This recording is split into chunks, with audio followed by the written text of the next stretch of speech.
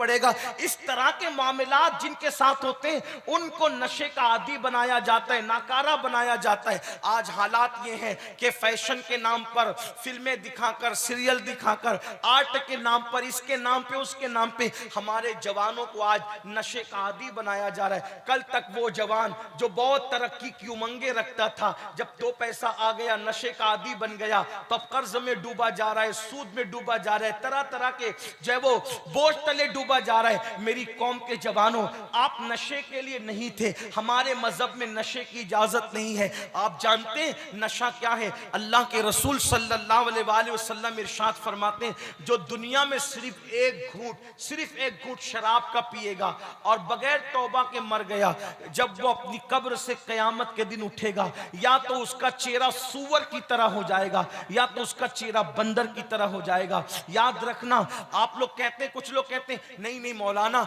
मेरे दोस्तों ने मुझे माँ की कसम दी, बाप की कसम दी, बीवी की कसम दी, बच्चे की कसम दी। मैं कहता हूं मेरे भाई, अगर लोग तुझे कुरान की कसम दे के भी नशा कराएं तो तुझे नशा करने की जरूरत नहीं। अगर तुझे लोग अल्लाह की कसम देकर भी शराब पिलाएं तो तुझे शराब पीने की जरूरत नहीं। इसलिए कि हराम कामों में कोई कितनी बड़ी कसम दे दे, तुझे उसकी कसम नहीं मानना, उस तरफ न जाओ। याद रखना, जब तक मुसलमान नशे से दूर थे, मुसलमानों ये हिंदुस्तान पर 700 साल तक तुमने हुकूमत की, दुनिया में तुमने हुकूमत की। आज हमारे जवानों को दीन से हटाने के लिए नशे का इस्तेमाल किया जा रहा है, नशे का आदी बनाया जा रहा है। याद रखना, नशा पता नहीं तुम्हें कितना बर्बाद करेगा। नशा करने वाला कमाने के काबिल नहीं रहता, नशा करने वाला बीवी के काबिल नहीं रहता, नशा करने वाला जब वो माशरे में इज्जत के काबिल नहीं रहता, नशा करने वाला होश में नहीं रहता। याद रखना, बड़े बड़े करोड़पतियों को, अरबपतियों को जो है वो रोड पे आते देखा, नशे की वजह से उल्टी गिनती शुरू होती है। भाई आदमी जब नशे में रहेगा तो कमाएगा कैसे? आदमी जब नशे में रहेगा तो तरक्की करेगा कैसे? इसलिए याद रखो,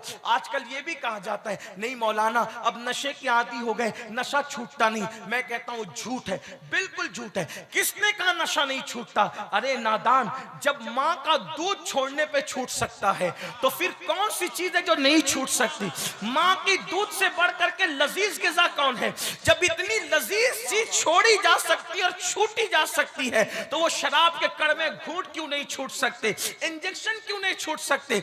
इंसान तू तय कर ले, मेरे भाई तू तय कर ले। और मैं अपने नौजवानों से भी कहता हूं, अगर कोई बंदा तौबा करके अच्छे रास्ते की तरफ आए, उसको ताने मत दो, उसको ढकेलो मत। याद रखना, कभी कभी ऐसा होता है कि सुधरने वाला सुधरना चाहता है लेकिन हमारा जालिम माशरा उसको सुधरने नहीं देता। मेरे आका सल्लल्लाहु अलैहि वसल्लम के दीवानों, अगर तुम नशा करोगे ना, हुजूर नाराज होंगे, हुजूर बेजार होंगे। अल्लाह के रसूल ने इरशाद फरमाया, जो नशा करता है अगर बीमार पड़े तो उसको देखने मत जाओ। अल्लाह के रसूल ने फरमाया, नशा करने वाला मर जाए, इबरत के लिए उसका जनाजा ना पड़े, ये फरमाया। हालांकि हम हनफी होने के एतबार से इससे बगावत नहीं करते कि कबीरा का कितना भी बड़ा मुर्तकिब होगा उसका जनाजा पढ़ा जाएगा, लेकिन अल्लाह के रसूल अलैहिस्सलाम ने जो है वो इबरत के लिए फरमाया कि जो नशा करते हैं उनको बेटियां ना दो, बीमार पड़े देखने मत जाओ, वो कर्ज मांगे उनको कर्ज मत दो, भूखे उनको खाना मत खिलाओ,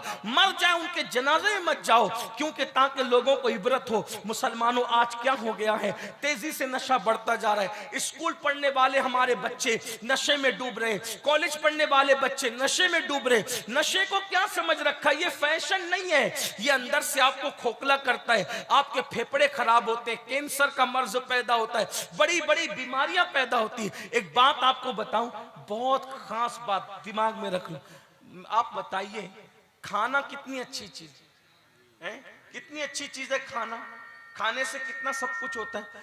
आप मुझे बताओ मेरे भाई, हमारा मजहब का निजाम यह है कि जो खाना इंसान की जिस्म की ग़िज़ा है, अल्लाह के रसूल अलैहिस्सलाम फरमाते हैं कि ज्यादा ना खाओ, ज्यादा ना खाओ, इसलिए कि ज्यादा खाओगे तो बीमार पड़ोगे।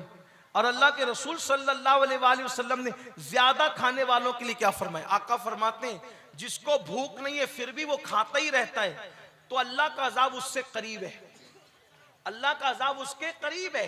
अब आप मुझे बताएं कि हमारे मजहब का मिजाज ये है, तो अब ज्यादा खाने से क्यों मना किया? ज्यादा खाने से इसलिए मना किया, ज्यादा खाएगा तो बीमार पड़ेगा, तो नादान जो हलाल अच्छी ग़िज़ा अगर वो तुझे बीमार कर दे तो अल्लाह के रसूल उस खाने से तुझे मना कर रहे हैं, तो वो नशे की चीजें, वो शराब की चीजें जो तुझे कैंसर में मुब्तला कर दे, जो तुझे बीमारियों में मुब्तला कर दे, जो तुझे नामर्द बना दे, अब मेरे भाई बताओ उसकी तुझे कैसे इजाजत हो सकती है। और एक बात आपको बताऊं, अच्छी तरह याद रखना कि जब भी कोई इंजीनियर कोई मशीन बनाता है तो इंजीनियर अच्छी तरह से जानता है कि कौन सी चीज मशीन के लिए मुफीद और कौन सी चीज मुजीर है। ये बात है ना आपके सामने। जैसे मोबाइल में पानी डालोगे तो मोबाइल खराब हो जाएगा, पानी में मोबाइल गिरेगा तो मोबाइल खराब हो जाएगा। तो क्या होता है, जिसने मोबाइल बनाया उसने साथ में ये भी लिखा किताब के अंदर कि मोबाइल पानी में गिरने से बचाना वरना मोबाइल खराब हो जाएगा। इसी तरह जिसने कार बनाई उसने ये भी साथ में लिख करके दिया इंजीनियर ने कि इसमें डीजल डालोगे तो चलेगी, पेट्रोल पे नहीं चलेगी, पेट्रोल डालोगे तो चलेगी, डीजल डालोगे तो खराब हो जाएगी, मिट्टी का तेल राकेल डालोगे तो इंजन भ्रष्ट हो जाएगा। ये सब उसने लिखा कि नहीं लिखा? किसने लिखा? इंजीनियर ने लिखा, अपनी किताब में लिखा। क्यों? मैं नहीं लिख सकता, ये नहीं लिख सकते, ये नहीं लिख सकते, क्योंकि मशीन बनाने वाला इंजीनियर ज्यादा जानता है कि मेरी बनाई हुई मशीन को क्या मुफीद है, क्या मुजीर है। किसी मजहब में इतनी तफसील नहीं मिलेगी जितनी मजहब इस्लाम में मिलेगी। क्यों?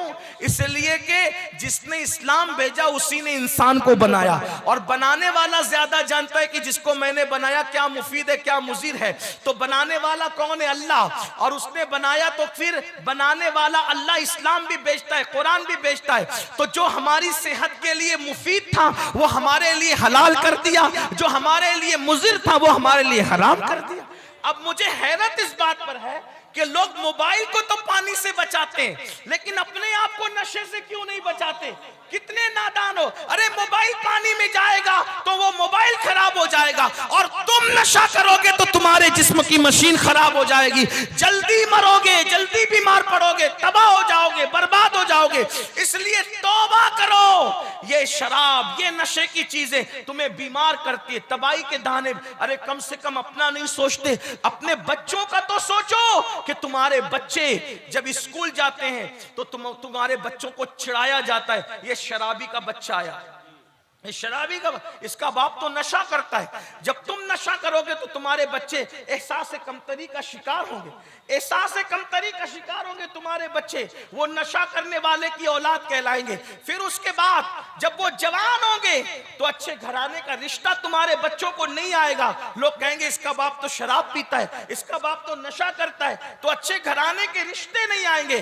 तुम्हारे चंद गलतियों की वजह से बचपना खराब हुआ, जवानी खराब हुई, अब आगे की जिंदगी भी उनकी तबाह और बर्बाद होगी। इसलिए कम से कम अपने बच्चों का ख्याल करो, कम से कम अपनी बीवी का ख्याल करो, कम से कम अपने बच्चों के मुस्तकबिल का ख्याल करो। मुसलमानों याद रखो, सब कुछ अपने शौक ही नहीं है, सब कुछ अपना ज़ौक ही नहीं है। अल्लाह की बारगाह में तौबा करो, बदलो, इनकलाब पैदा करो। अल्लाह पाक इरशाद फरमाता है, अगर तुम बड़े गुनाहों से बचोगे तो अल्लाह तुम्हारे दूसरे गुनाहों को यूं ही माफ कर देगा, कफारा बना देगा, और अल्लाह ताला तुम्हें जन्नत जिसे कहते हैं इज्जत की जगह तुम्हें दाखिल फरमाएगा। मेरे प्यारे आका सल्लल्लाहु अलैहि वसल्लम के प्यारे दीवानों, आइए